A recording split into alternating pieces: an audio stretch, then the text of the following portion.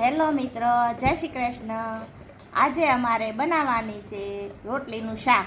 તો અમારી ચેનલ ધાર્મી મકવાણા બ્લોગમાં આપનું સ્વાગત છે. તો જો રોટલીના શાક માટે છાશ બની રહી છે. અમારા ધાર્મી બેન છાશ બનાવે છે. જો ધાર્મી છાશ બની ગઈ. માખણ બની ગયું છે, જોઈજો તો. હા જો બની ગયું છે. તો ચાલો આપણે શાક બનાવવાની તૈયારી કરીએ.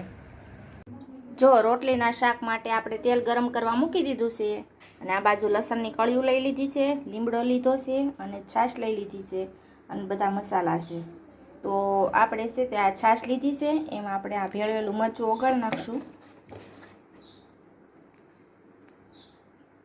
પછી એમાં નાખી દઈશું હળદર,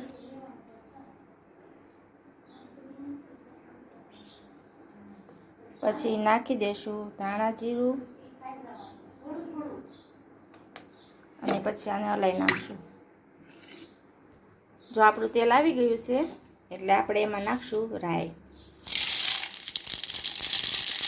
રાઈ ફૂટે એટલે નાખીશું આખું જીરું, પછી નાખીશું હિંગ,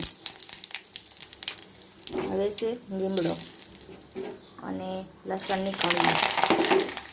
હવે આ લસણની કળીઓને ચડવા દેવાની. જો લસણની કળીઓ ચડી ગઈ છે એટલે એમાં આપણે નાખી દઈશું આ છાશ.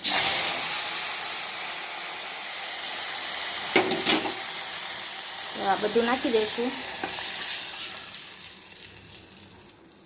જો આપણે બધું નાખી દીધું છે, હવે ચડવા દઈશું. હવે આપણે મીઠું નાખી દઈશું સ્વાદ પ્રમાણે. જો આ પાણી ઉકળે ત્યાં સુધીમાં આપણે આ રોટલી છે એને કટ કરી નાખશું આવી રીતના. જો બધી રોટલીને કટ કરી નાખી છે. હવે આપણે આમાં નાખી દઈશું ખાંડ. ખાંડ સ્વાદ પ્રમાણે જ નાખવાની. ખાટું ભાવતું હોય ને તો થોડીક ઓછી નાખવાની. આપણે મીડિયમ નાખશું. જો હવે આપણું ઉકળી ગયું છે, એમાં આપણે નાખી દઈશું આ રોટલી કટિંગ કરી છે એ બધી નાખી દઈશું.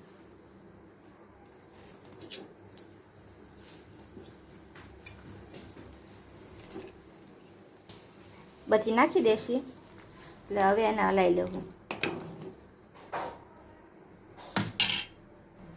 હવે આ રોટલી નાખી છે એટલે ઘડીક એને ચડવા દેશું. બધા મસાલા રોટલીમાં ચડી જાય. જો હવે આપણું શાક ઉકળી ગયું છે. હવે આપણે ગેસ કરી દઈશું બંધ. હવે એમાં આપણે નાખી દઈશું કોથમરી.